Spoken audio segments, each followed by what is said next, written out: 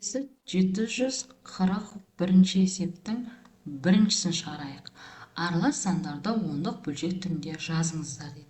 Біріншісі 3,20-дан 1 тең 3 санын өзін жазып қоямыз. Бөлшектің бөлімі 100 санына келу үшін 5-ке көбейтемін. Алымда 1 бар, оны да 5-ке көбейтемін. Сонда 3,100-ден 5 болады. Ондық бөлшек түрінде жазатын болсақ, 3,100-ден 5 екен. Келесі екінші сан шығарайық. 2,50-ден 3 тең. Бүтін санын өзін жазып қоямыз. 50 санын жазайық. Бөлшектің бөлімі 100-ге келу үшін 2-ке көбейтеміз. 3 көбейтілген 2 тең. Онда 2,100-ден 6 болады. Ондық бөлшек түрінде жазатын болсақ, 2,100-ден 6-ға тең екен. Келесі үшінші есеп шығарайық. 4,25-ден 8 тең. Бүтін санын өзін жазып қоямын. Бөлшектің бөлімінде 25, алымында 8. 100-ге келтіру үшін 4-ке көбейтеміз.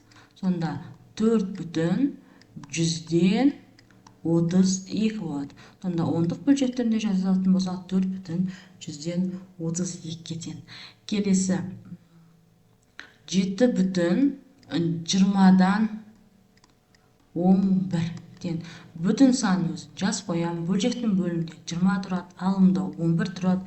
100-ге келу үшін 5 санына көбейтеміз. Алымда бөлімінде. Сонда 7,100-ден 55 болады.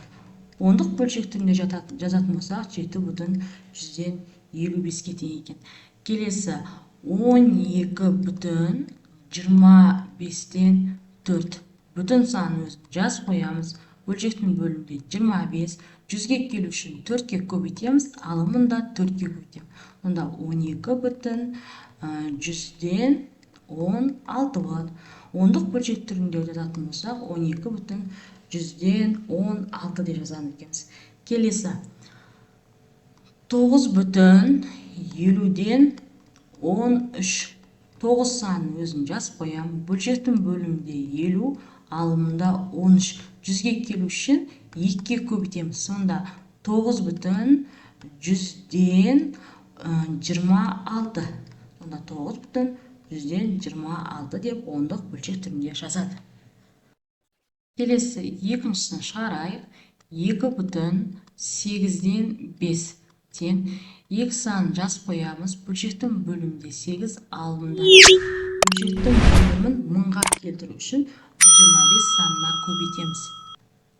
Алымда 125 санына көбейтеміз. Сонда 2,1000-нан алымында 625 болады. Ондық бөлшек түрінде жазасын болсақ, 2,1000-нан 625-ке тең болады екен. Келесі екіншісі шығарайық. 1,125-ден 6. Бүтін санын өзін жазып қоямын. Бөлшектің бөлімінде 125, алымында 6. 1000-ға келу үшін 8 санына көбейтеміз. Алымында бөлімінде. Сонда 1,1000-нан алымда 48 болады. Ондық бөлшек түрінде жазатын болсақ, 1,1000-нан 48 болады екен. Келесі 3,200-ден 17 тең. 3 санын өзін жазамын. Бөлшектің бөлімінде 200, алымында 17. 1000-ға келтіру үшін 5-ке көбейтейік. Алымында бөлімінде 3 санын өзін жазамын. Бөлшектің бөлімінде 1000, ал алымда 17-ні 5-ке көбейтетін болсақ, 85-ке тең болады. Ондық бөлшек түрінде жазатын болсақ, 3,1000-нан 85 болады екен. Келесі 8,250-ден 9 тең. Бүтін санын өзін жазып қоямын. Бөлшектің бөлімінде 250, алымда 9.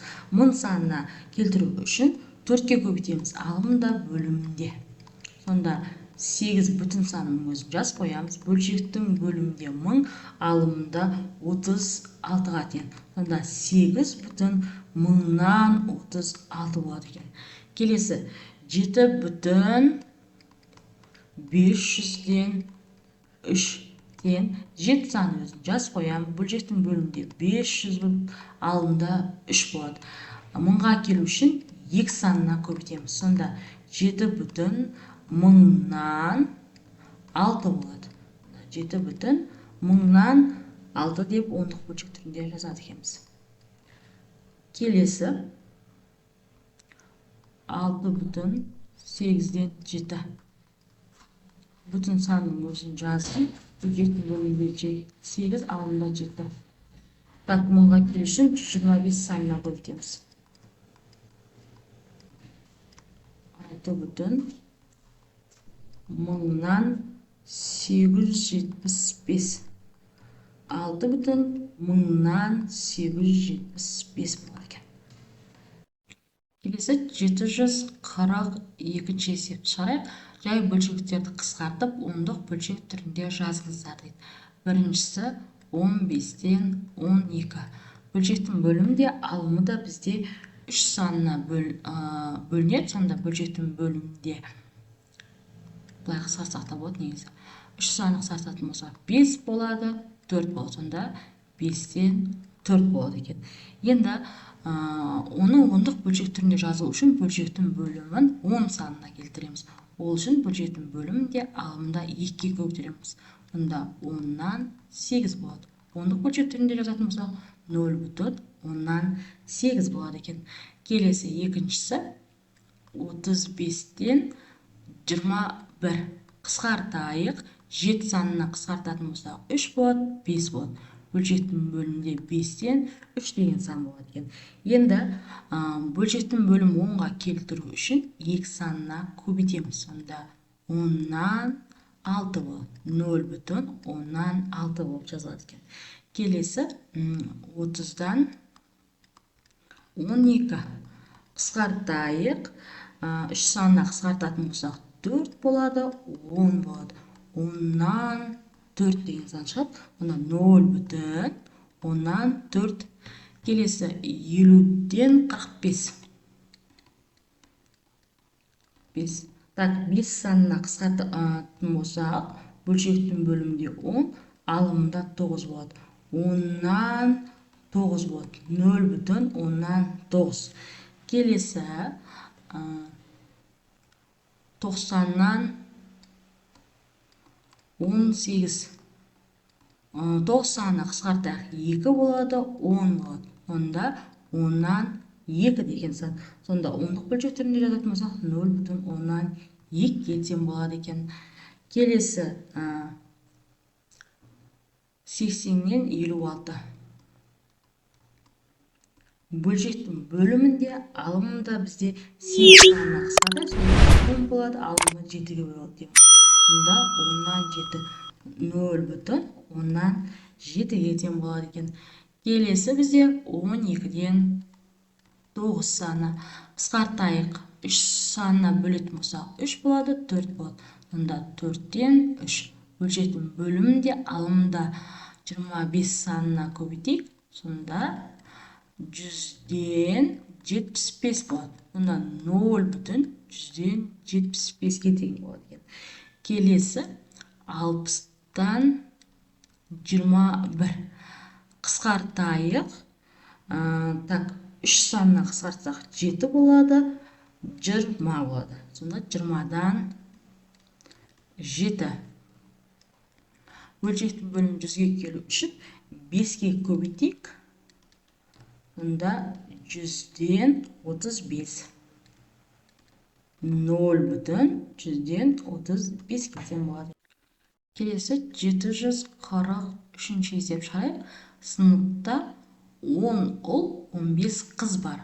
Ұлдар сыныптағы барлық оқушылардың қандай бөлігін құрайды дейді. Қыздар қандай бөлігін құрайды? Жауабын ондық бөлшек түрінде жазыңыздар дейді. Бізде бастапқыда 10 ұл деп жазылған, 15 қыз бар екен.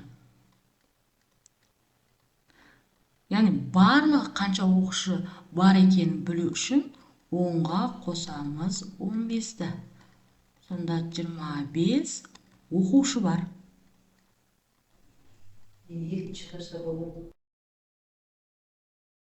Олдар сыныптағы барлық оқушылардың қандай бөлігін құрайды? Яғни барлығы бізде 25 оқушы, соның 10-ы ұл, яғни 25-тен 25-тің 10-ы ұл деп жазамыз. Енді осыны біз 5 санына қысқартайық. Онда бөлшектің бөлімінде 5, алымында 2 болады. Яғни 5-тен 2 бөлігін ұлдар құрайды. Оны ондық бөлшек түрінде жазу үшін бөлшектің бөлімін 10-ға келтіру керек. Сонда 2-ге көбейтеміз, сонда 10-нан 4 болады.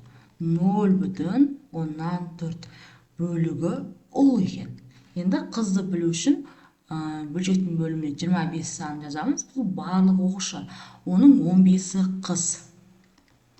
Енді бұны қысқартамыз 5 санына. Сонда бөлшектің алымында 3 болады, бөлшектің бөлімінде 5 болады. Ондық бөлшек түрінде жазу үшін 2 санына көбейтейік. Сонда 10-нан 6 болады. Сонда 0,10-нан 6 бөлігі қыз екен.